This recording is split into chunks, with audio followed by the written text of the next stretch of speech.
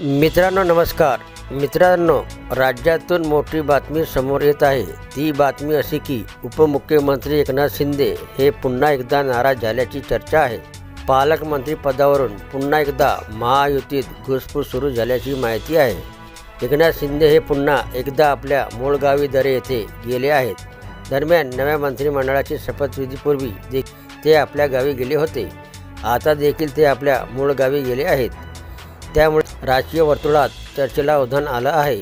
त्याचे नेमकं कारण असं आहे की शनिवारी पालकमंत्री पदाची यादी जाहीर झाली।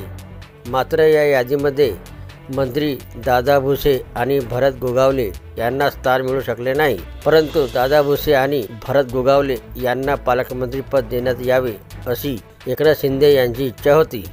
मात्र भरत गोगावले आणि दादा भुसे यांना पालकमंत्रीपद न मिळाल्याने शिंदे नाराज असल्याची चर्चा राजकीय वर्तुळात आहे। यावर आता भाजपचे नेते सुधीर मुनगंटीवार यांनी प्रतिक्रिया दिली आहे। शिंदे नाराज असतील तर भाजपचे नेते याबाबत काय तो निर्णय घेतील असं त्यांनी म्हटले आहे। त्याच प्रकारे पालकमंत्र्याच्या यादीत धनंजय मुंडे यांना देखील स्थान देण्यात आलेले नाही।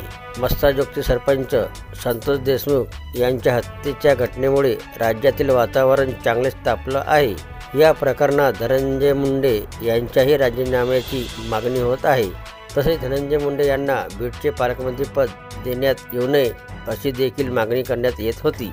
या सर्व पार्श्वभूमीवर धनंजय मुंडे यांना बीडचे पालकमंत्रीपद मिळणार का याकडे सर्वांचे लक्ष लागले होते। मात्र धनंजय मुंडे यांना कोणत्याही जिल्ह्याचे पालकमंत्री देण्यात आलेलं नाही।